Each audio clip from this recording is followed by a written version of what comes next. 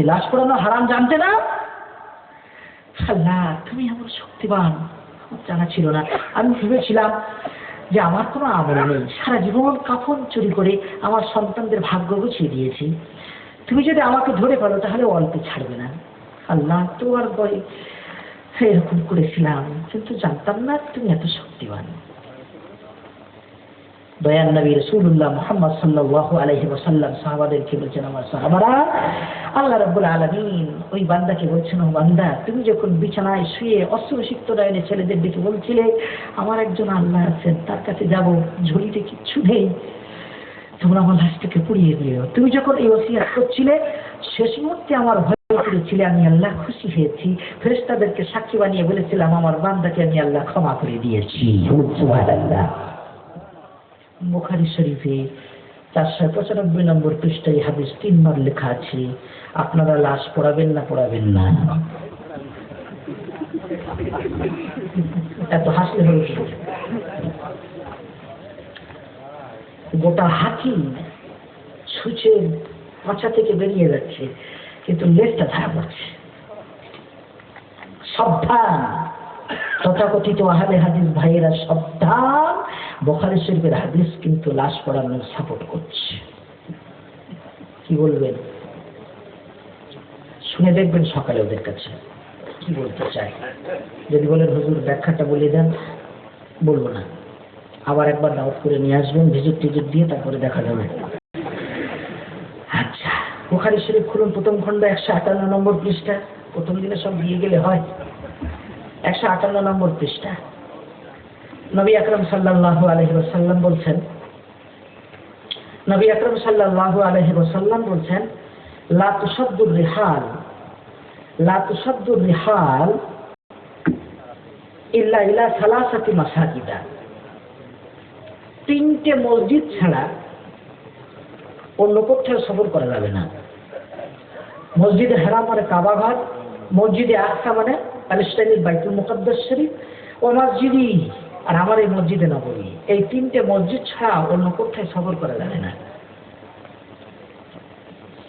ব্যবসা বাণিজ্যের জন্য আপনারা সফর করেছেন, আর আমি আপনাদের এখানে ভূমিছড়ের আগাছা সাফাই করার জন্য 24 পরগনা থেকে 200 কিলোমিটারে সফর করেছি, সব হারাম। 3টে মসজিদ ছাড়া সফর করা যায় না।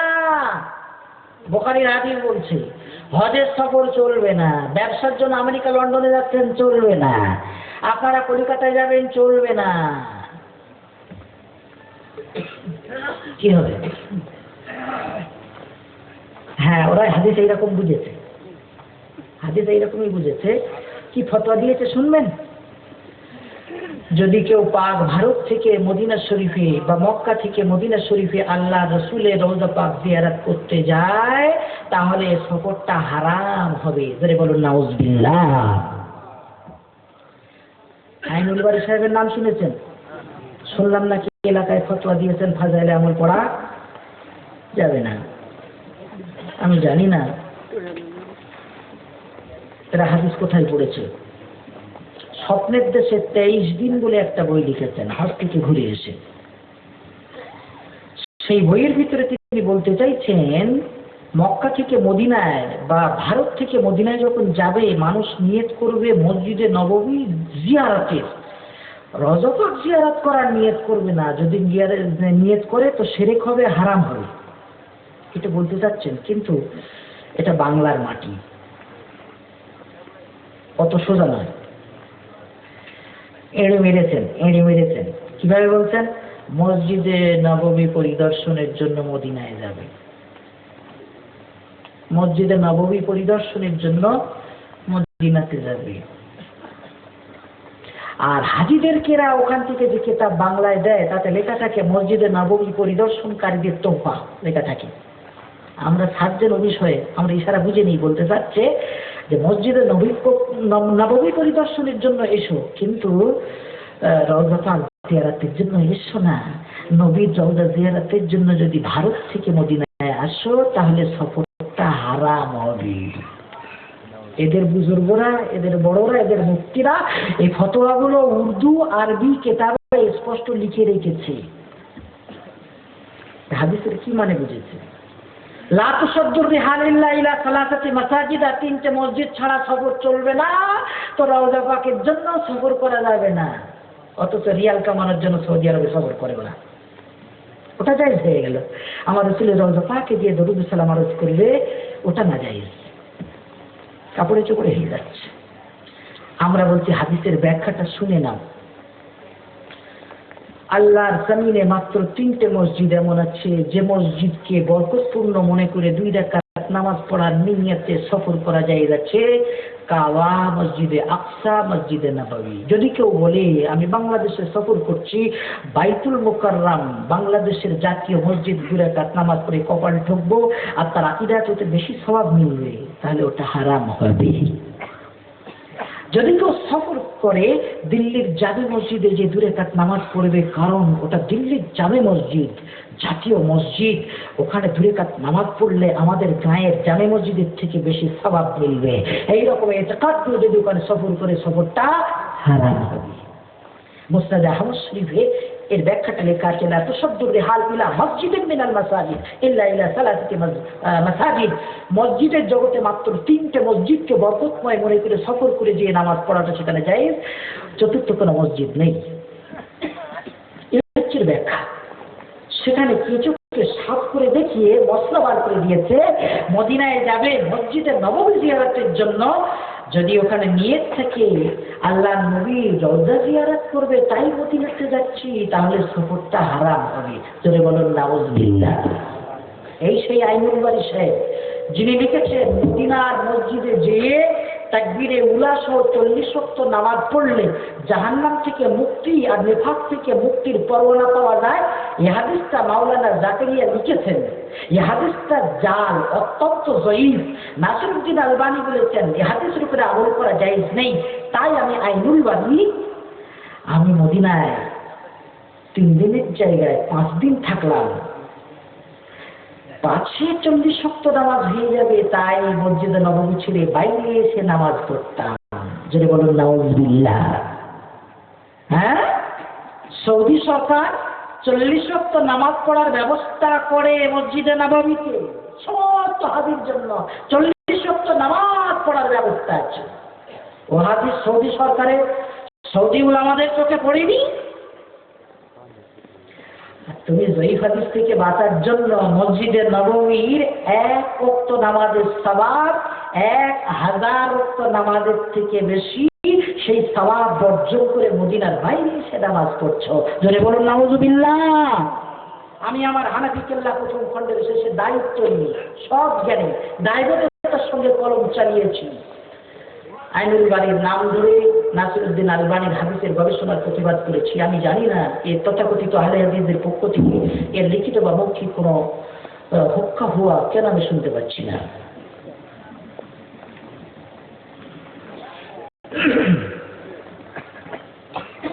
বুখারী শরীফ খুলুন, প্রথম খণ্ড 467 নম্বর পৃষ্ঠা। যারা বলছে বুখারী বুখারী, আপনি তাদেরকে বলুন কোরআন এবং হাদিসে আমরা জানতে পারছি যদি কেউ গরু কুরবানি করে জায়েজ আছে।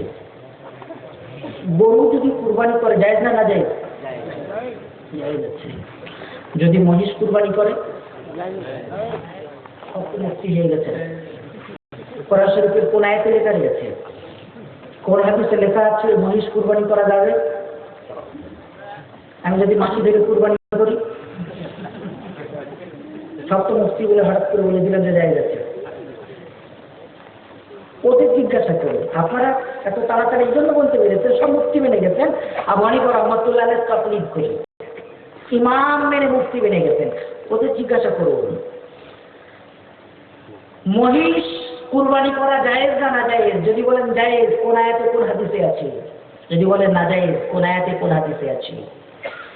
আমি নাসিরউদ্দিন চাঁদপুরি চ্যালেঞ্জ করে যাচ্ছি, কিয়ামতের সকাল পর্যন্ত আমার কথা ইনশাআল্লাহ জিন্দা থাকবে। এরা আবু হানিফার দরবারে ভিক্ষা থলি নিয়ে না আসা পর্যন্ত এই মসলার সমাধান পাবে না, পাবে না, পাবে না।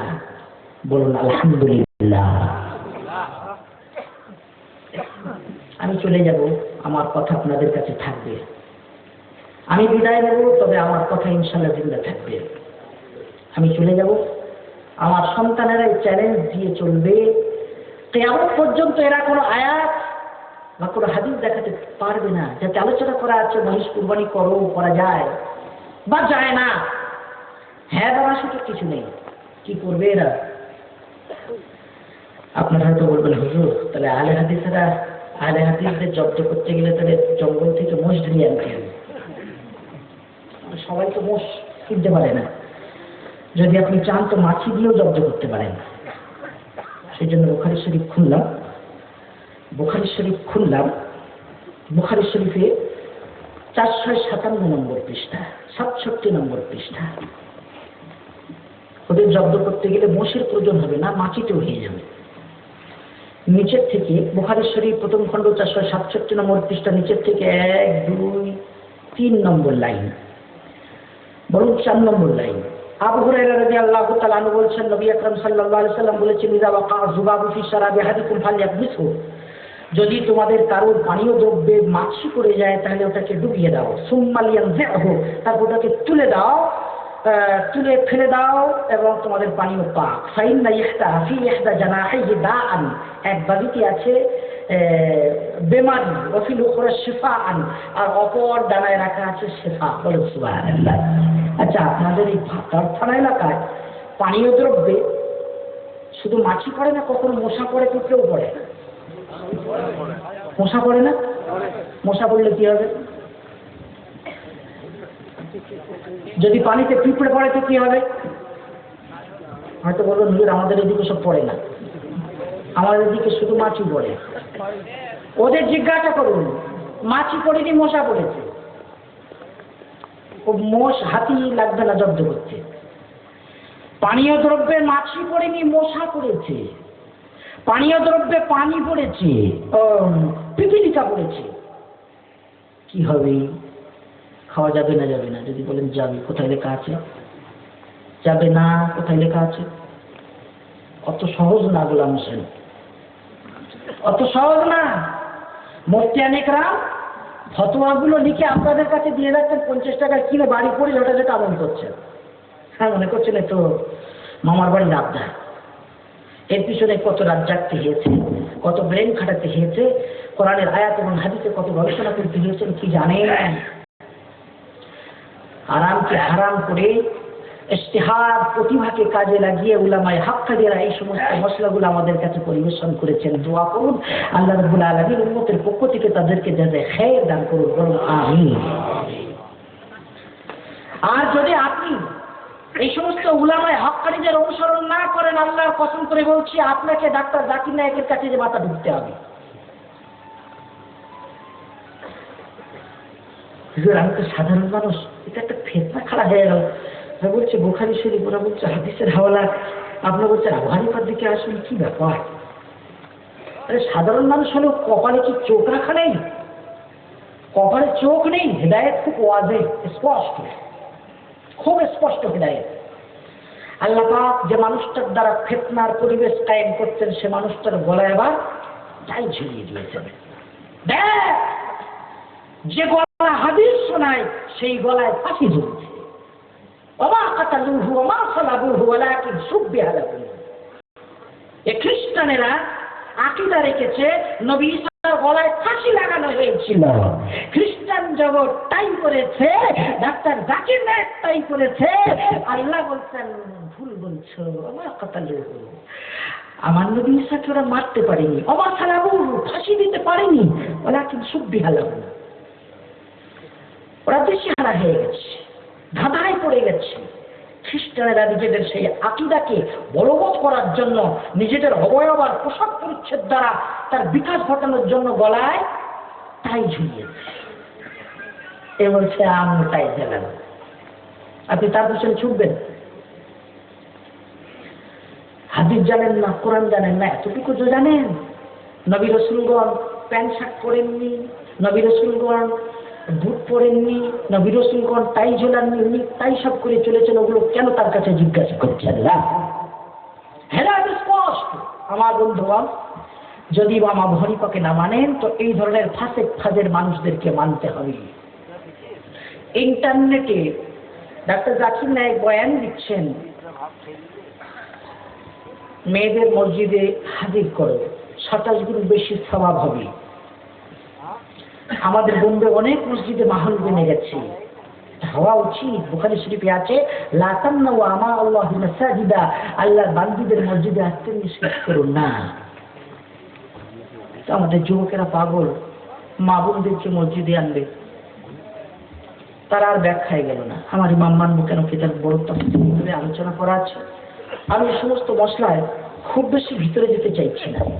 মেয়েদের মসজিদ গমন পর্বে তফসিলি ভাবে লেখা আছে, আল্লাহ রাসূল সাল্লাল্লাহু আলাইহি ওয়াসাল্লামের জামানার পর, এই মশলাটা বলে আমি কি করব, আল্লাহ হাবিব সাল্লাল্লাহু আলাইহি ওয়াসাল্লামের জামানার পর উমর রাদিয়াল্লাহু তাআলা আনহুর জামানা যখন এলো, চাবুক নিয়ে দাঁড়িয়ে গেছেন মসজিদের গেটের কাছে হযরত ওমর। বলছেন, মেয়ে ছেলেটা মসজিদে এলে ওমরের চাবুক পিঠে পড়বে।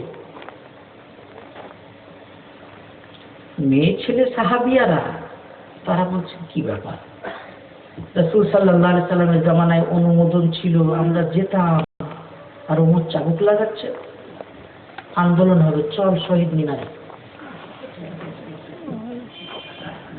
কবে যাবে? 26শে নভেম্বর।